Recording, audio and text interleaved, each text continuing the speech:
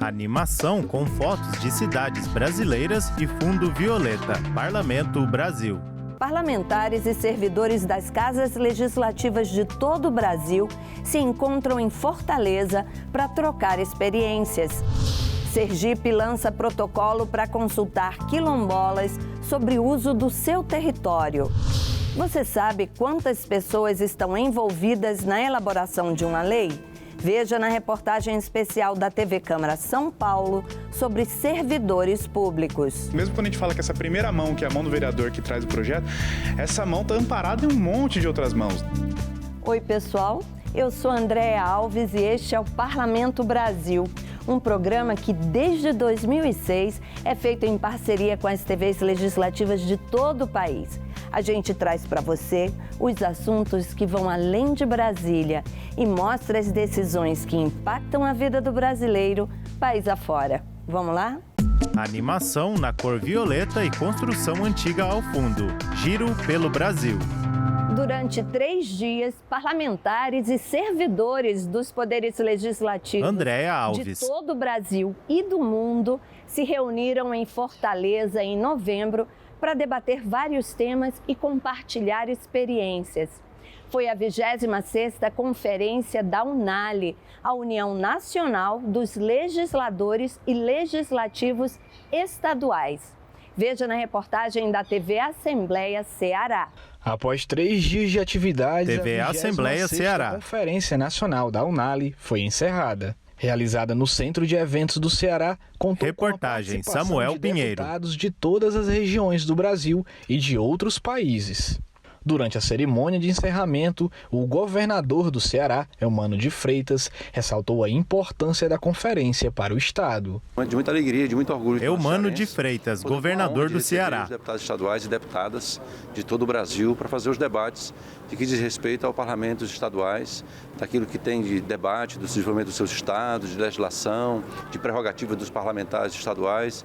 Então, para nós é um motivo de muito orgulho e muita honra. No primeiro dia, o grande destaque foi a cerimônia de abertura com o poeta cearense Braulio Bessa. A primeira mesa de debates abordou as prerrogativas legislativas. Já o segundo dia foi marcado por painéis e seminários que destacaram temáticas como educação, meio ambiente, ciência, inovação, segurança e demais temas de interesse social. O presidente da Assembleia Legislativa do Ceará, deputado Evandro Leitão, destacou que essa foi uma oportunidade de mostrar ações que a casa desenvolve para a sociedade cearense. A Assembleia Legislativa do Deputado Estado do Ceará, estadual Evandro Leitão, PDT, presidente da Assembleia Legislativa do Ceará. Nós estamos e discutir as políticas públicas, nós também implementamos diversos serviços, um catálogo de produtos e serviços a serem ofertados, que estão sendo ofertados à população cearense. E as pessoas, os deputados, os representantes que estiveram aqui nesses 3 dias, tiveram a condição de conhecer todos esses serviços. Durante os 3 dias de evento, os servidores da casa estiveram presentes com estandes para apresentar aos visitantes os serviços realizados pela Alesse. Um dos destaques foi a parceria entre a Célula de Sustentabilidade e Gestão Ambiental do Comitê de Responsabilidade Social da Casa com a Verdear Eventos e a Recicla Solar, que garantiu que fossem instaladas lixeiras especiais e a separação correta dos materiais durante a conferência. Tivemos estratégias para reduzir Rebeca Vermont, especialista em eventos sustentáveis, Verdear Eventos. Gestão de resíduos, implementamos uma central de triagem profissional para atender a demanda dos 3 dias de evento, com catadores de materiais recicláveis de uma associação de catadores contratada, então isso gera renda para eles. Além da contratação, todo o material captado vai gerar renda para a cooperativa, né? Já o último dia da conferência contou com a participação da primeira-dama do estado do Ceará, Lia de Freitas, que apresentou ações do programa Ceará Sem Fome aos congressistas. Nós contemplamos 43 Lia mil de Freitas, famílias primeira-dama do Ceará. Complemento no valor de R$300 a refeição das suas famílias. E temos muito mais. Temos a iniciativa privada, o Poder Judiciário, as prefeituras dos municípios, temos também a sociedade civil unidos por um Ceará sem fome. Outro grande destaque foi a entrega dos resultados dos vencedores do Prêmio Assembleia Cidadã, que visa incentivar a modernização dos processos legislativos, o atendimento humanizado e a melhoria da sociedade. A certificação foi entregue às Assembleias Legislativas da Paraíba, do Rio Grande do Norte e do Amazonas. A Assembleia Legislativa do Ceará também mostrou programas e iniciativas da Casa em painéis do último dia da conferência. Fabrício Machado, diretor legislativo da Alesse. No período pandêmico, a deliberar de forma remota, revolucionando todo o Parlamento Nacional. E é a única Assembleia do país com a certificação do Sistema de Gestão da Qualidade em uma atividade finalística. Nós temos a ISO 9001 na célula de consultoria legislativa da Assembleia Legislativa. Então, com muito orgulho, a gente apresenta a gestão do deputado Evandro Leitão sendo protagonista dentro do cenário nacional. Durante o último dia, foi empossada a nova mesa da diretoria da Unali para a gestão de 2024, composta pelo presidente, deputado Sérgio Aguiar, do estado do Ceará. A mesa ainda é composta pela secretária-geral Ivana Bastos, da Bahia, do secretário pelo estado do Ceará, Stuart Castro, e do tesoureiro-geral, Diego Moraes, de Pernambuco. O presidente eleito, o deputado Sérgio Aguiar, falou sobre as expectativas da Unali para o próximo ano. Vamos fazer a Deputado estadual Sérgio Aguiar, PDT, presidente eleito da Unali. Entidades também representativas dos poderes legislativos estaduais de outros países, fazendo com isso daí de que a gente consiga formatar e trazer para a boa expectativa da nossa população brasileira um avanço que nós estamos tendo. Piauí tem uma das áreas mais degradadas do país. Gilboés é um deserto do tamanho da cidade de Nova York. Sergipe lança protocolo de consulta para uso do território quilombola Brejão dos Negros. O documento garante proteção às comunidades tradicionais. Veja o que foi notícia nas casas legislativas do país. Sergipe. O poema recitado por Keilane traduz bem o que os quilombolas buscam com o lançamento do protocolo de consulta. Leis, escritas para nossos agressores nos entender. Teoria, explícita sem nenhum passo a decorrer. Prática, estátua sempre sem financiamento para se mexer. Protocolo de consulta, um livro com uma história um dia oculta, com todas as pessoas cultas dos direitos que merecemos fazer prevalecer. Da minha comunidade eu sei. Da nossa comunidade nós sabemos, nada sobre nós sem nós. Pare, ouça, calma, escuta. Vocês ouvem o som do vento? Eu ouço ele em gritos, e ele está dizendo, que os filhos dos nossos filhos, e talvez vós, verão. Para ela, ninguém conhece melhor as comunidades quilombolas do que os próprios quilombolas. E por isso, eles devem fazer parte das decisões que envolvem seus territórios. Não tem como a pessoa saber Keilane Bispo Alves, coletivo de comunicação da juventude quilombola Brejão dos Negros. Nossa comunidade está nas pessoas que vivem nela. Por mais que a natureza tenha a história, tenha a memória, as pessoas que residem nela é que vão saber te contar da melhor forma possível. Todas essas empresas precisam saber onde elas devem trabalhar, de que forma devem trabalhar, porque ninguém conhece melhor o Rio São Francisco que os pescadores que residem nele. O protocolo tem como objetivo ofertar segurança às comunidades. Arícia Menezes. Ele foi construído com o apoio da Cáritas Brasileira Regional Nordeste 3. O assessor da Cáritas falou sobre o reconhecimento de territórios dos quilombolas, além da consulta para aval da comunidade quanto a construções em suas terras. Essas comunidades, elas Márcio Adriano Lima, Cáritas Nordeste, Bahia e Sergipe.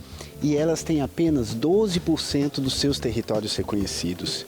Então, muitos desses conflitos, no último período, os conflitos eles aumentaram muito, na última década em 40%, é muito em virtude da não demarcação desses territórios. Márcio falou também da importância do legislativo na busca pelo reconhecimento territorial para as comunidades quilombolas. O que a gente percebe no último período é que esses territórios têm sido violados seus direitos porque grandes empreendimentos são instalados nessas comunidades sem o aval, muitas vezes, da própria comunidade.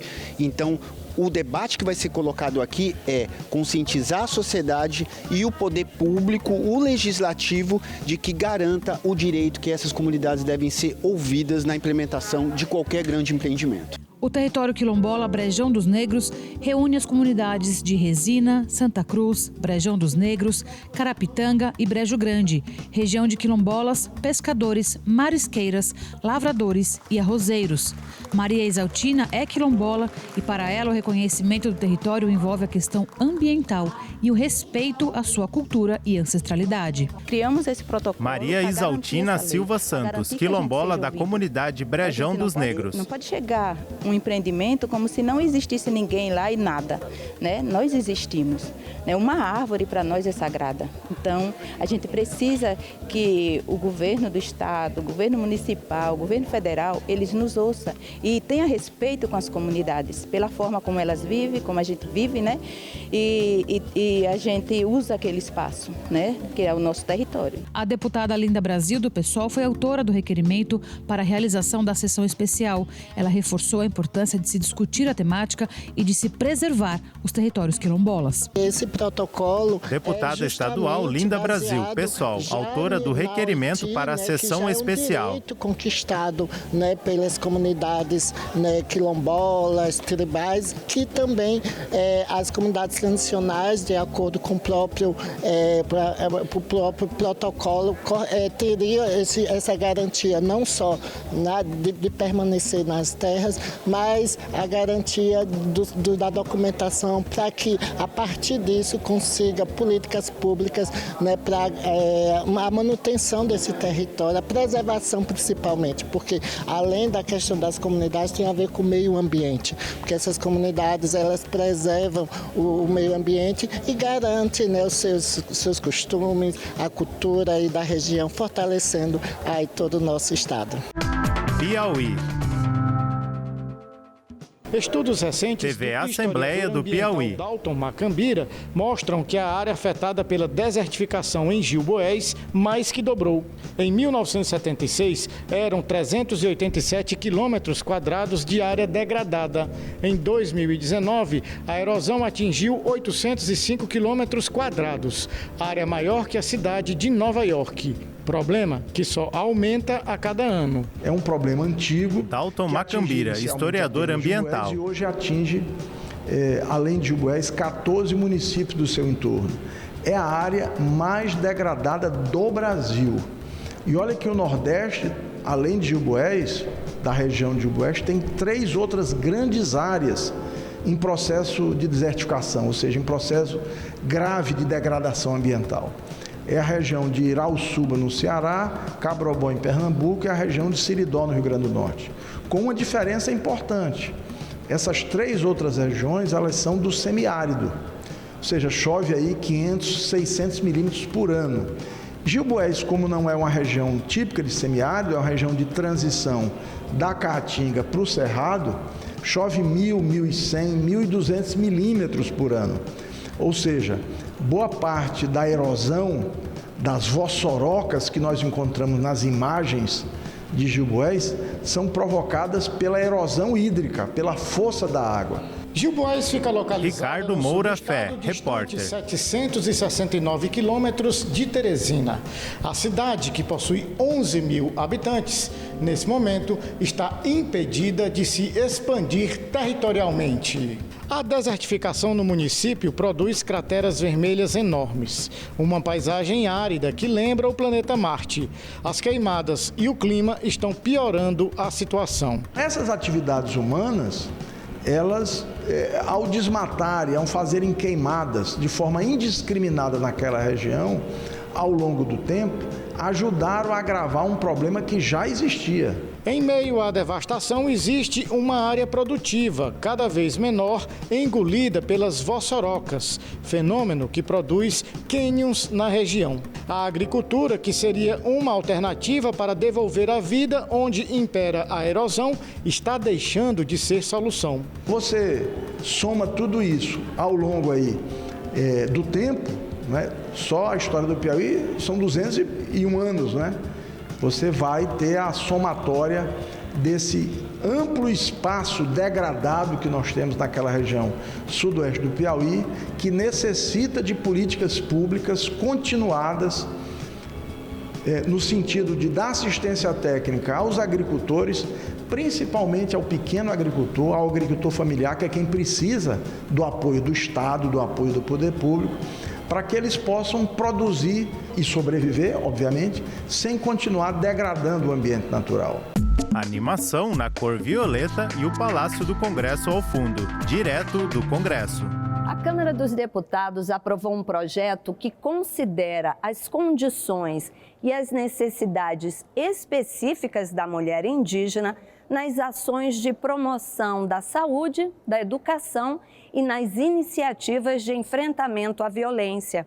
O projeto seguiu para análise dos senadores. A Câmara aprovou o projeto TV Câmara, que introduz a situação específica da mulher indígena nas legislações de enfrentamento reportagem, da violência Cid Queiroz. E de promoção da saúde e da educação.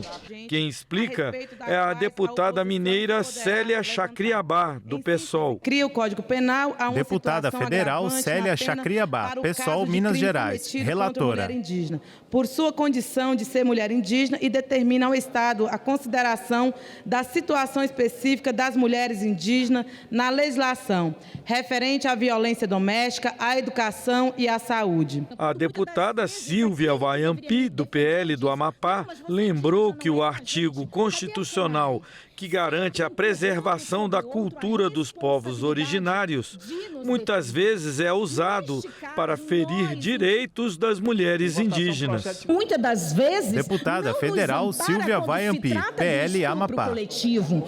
Não nos ampara quando se trata de uma questão cultural onde a mulher é segregada e ela pode apanhar do seu marido pelo fato dele ser indígena. Neste caso, nós queremos preservar que a mulher indígena, independente, no artigo 231, que ela não encontre esse artigo como uma barreira. A autora da proposta foi a deputada paulista Juliana Cardoso, do PT. Eu fui perguntada... Deputada federal Juliana Cardoso, PT São Paulo, autora da proposta. Só das mulheres indígenas. E aí eu digo para as senhoras e senhores, nós temos muito ainda a fazer sobre políticas voltadas para as mulheres indígenas. O presidente Lula sancionou a atualização da Lei de Cotas, modificada pelo Congresso Nacional. A nova política deve ser monitorada anualmente e revisada em 2033. Foi sancionado pelo presidente Lula o projeto aprovado no Congresso Nacional que reformula a Lei de Cotas. Dentre as mudanças, a inclusão dos quilombolas como beneficiários das cotas, monitoramento anual da lei, além de avaliação a cada 10 anos. Reportagem Soraya Mendanha. Pessoas com deficiência, estudantes de baixa renda e oriundos de escolas públicas também são beneficiados com a política de ação afirmativa. A política de cota é uma política para que você possa Senador Paulo Paim, PT Rio Grande do Sul, relator do projeto. Estudar, ter qualidade de vida. Quando não tínhamos a política de cota há 11 anos atrás, nós tínhamos 6% de negros e negras, pessoas com deficiência e indígenas nas universidades. Hoje nós temos mais de 40%. Estão com uma integração total. A nova lei mudou a renda máxima familiar para participação nas vagas reservadas, de um salário mínimo e meio para um salário mínimo. Outra inovação é que os candidatos podem concorrer às vagas reservadas pelo programa de cotas, que são 50% do total, apenas se não alcançarem as notas para ingresso às vagas de ampla concorrência. Os cotistas também terão prioridade para o recebimento de auxílio estudantil. Essa política de cotas é uma política... Senador Otto Alencar, PSD Bahia. Inácio Lula da Silva, e que teve grandes avanços, dando as condições de uma reparação às pessoas que não tiveram oportunidade de ter universidade privada por falta de condições financeiras. Animação com estátua do profeta Isaías de Aleijadinho, em Congonhas, Minas Gerais. Vitrine. Você sabe quantas pessoas estão envolvidas na elaboração das leis? Veja na reportagem especial da TV Câmara São Paulo. Imagem aérea do Palácio do Congresso. TV Câmara São Paulo. Não importa a idade, a classe social, o gênero, todos os brasileiros sempre serão impactados de alguma forma pelos serviços públicos. Você já parou para pensar que o simples ato de ir ao trabalho envolve alguns desses serviços? A pavimentação das ruas, as demarcações na via limitando os espaços entre os veículos, os agentes de trânsito, o transporte público. Esses são alguns exemplos das centenas de serviços que o governo disponibiliza diariamente para o cidadão, seja de forma geral ou individual. E para que esses serviços cheguem até a população, várias etapas são percorridas. Uma delas é o surgimento de leis que vão dar suporte e garantia no atendimento das necessidades da sociedade. Mas como nascem essas leis e quantas pessoas são envolvidas nesse processo? O André sabe bem como tudo funciona. Ele é uma das peças que movimentam a engrenagem legislativa da cidade de São Paulo. Mesmo quando a gente fala André Marcon, Comitê Gestor do Processo Legislativo Digital. Um monte de outras mãos, né? Tem toda uma equipe trabalhando nisso. Que existam espaços de deliberação. Esse espaço tem que ser viabilizado. E isso envolve todo mundo, desde essa equipe de secretaria que reserva, agenda o espaço, desde a equipe de comunicação que ajuda a divulgar um evento que vai ser público, que é importante que tenha participação coletiva, até cada pessoa ali, o pessoal da Copa que está ali colocando água na mesa, o pessoal da infraestrutura, da limpeza que preparou aquele espaço, que fez a manutenção daquelas cadeiras e daquelas mesas. É algo que passa invisível, mas algo que sem isso não existe, né? Além das centenas de pessoas envolvidas, desde a manutenção estrutural até a criação e aprovação do projeto de lei, também existe um longo caminho que o documento percorre na Câmara. Essa sala, inclusive, é onde o processo começa no protocolo legislativo e onde o processo termina na finalização, que é onde ele vira uma carta de lei, que vai para o prefeito. A gente recebe o documento no sistema digital, o SPLegis é o sistema do processo digital da Câmara. Esse protocolo entra e esse documento vai circulando e passando por toda essa infinidade de setores, de pessoas que estão trabalhando em cima dele. No sistema digital, no ambiente digital, você não está vendo, né? Então acontecem as reuniões, os vereadores se reúnem, muitas vezes até por videoconferência, e esse processo vai tramitando entre setores, entre equipes. E essas equipes estão organizadas dentro da estrutura da Câmara Municipal, diretamente pela Secretaria-Geral Parlamentar e os gabinetes de vereadores, e indiretamente pelos demais setores do Legislativo paulistano, como o Centro de Tecnologia da Informação, a Procuradoria-Geral Legislativa e o Centro de Comunicação Institucional. Depois de passar por diversos setores Carol Flores, repórter. Pessoas, é aqui no plenário da Câmara que o projeto entra em votação e pode ou não virar lei. Você deve estar pensando que essa fase já não conta mais com o auxílio dos servidores e que envolve somente os vereadores, né? Mero engano. Tá vendo aquele pessoal ali atrás da tribuna? É só uma parte dos funcionários da assessoria legislativa que atuam dando suporte aos parlamentares durante a sessão. Parece que é simplesmente uma proposta que um vereador tem uma ideia. Os 55 vereadores decidem se essa ideia é boa ou não para transformar numa lei e jogar para o prefeito. E o processo legislativo, em resumo, bem é isso. Mas tem todo esse pessoal invisível, que é gente pra caramba, que viabiliza, né? Que está movimentando aí esse motor para que essas engrenagens levem o processo do começo até o fim. E ele termina aqui, porque aqui a equipe vizinha que divide sala com a gente é a finalização do processo legislativo. Eles fazem a carta de lei que vai para o prefeito, a parte condensando tudo isso que foi deliberado nesse caminho, né? E esse caminho só foi possível ser construído porque contou e conta com um instrumento importantíssimo chamado funcionalismo público. O Poder Legislativo não se concretiza, né? As decisões podem ser tomadas, mas as decisões não se impõem sozinhas, né?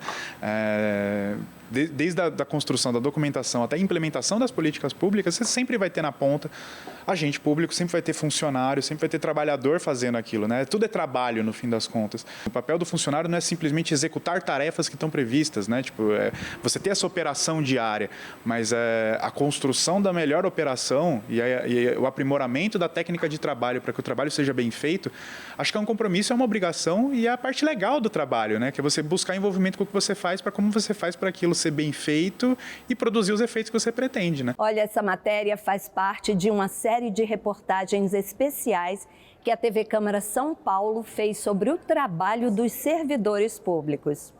E o Parlamento Brasil chegou ao fim.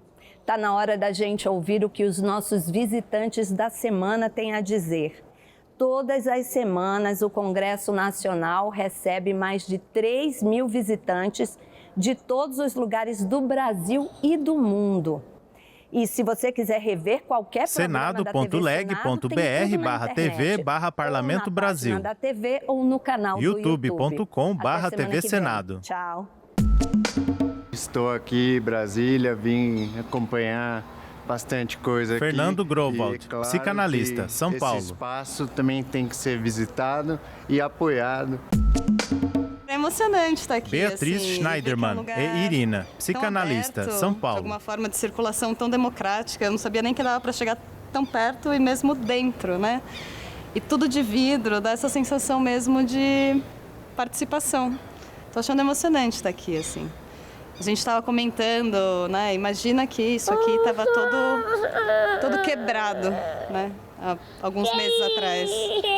É triste mesmo, filho. É emocionante ver isso aqui de pé, apesar de tudo, né? O processo legislativo Valdair é muito de Jesus importante, Costa, aqui empresário, Anápolis, são, Goiás. Feitas as leis e para todo o país. Então, conhecer aqui é muito importante. O Congresso Nacional, de maneira geral, é importante para todos nós. Meu nome é Marcela, eu tenho 22 anos, sou de Anápolis, estudante da Faculdade de Direito Raízes, e hoje a diretora e a professora Priscila organizaram essa viagem para o pessoal do curso de Direito, para a gente estar aqui conhecendo, porque a faculdade em Anápolis ela é um destaque na parte prática, na prática jurídica, e hoje é de suma importância a gente trazer nossos alunos aqui para conhecer, ver a parte prática e ter acesso àquilo que a gente estuda, aquilo que faz os nossos olhos brilharem, e quem sabe algum de nós possa estar aqui no futuro. Eleita? Eleita, concursada, indicada, nomeada. Os créditos entram em tela. Enquanto isso, ao fundo é exibido o plenário do Senado. TV Senado 2023.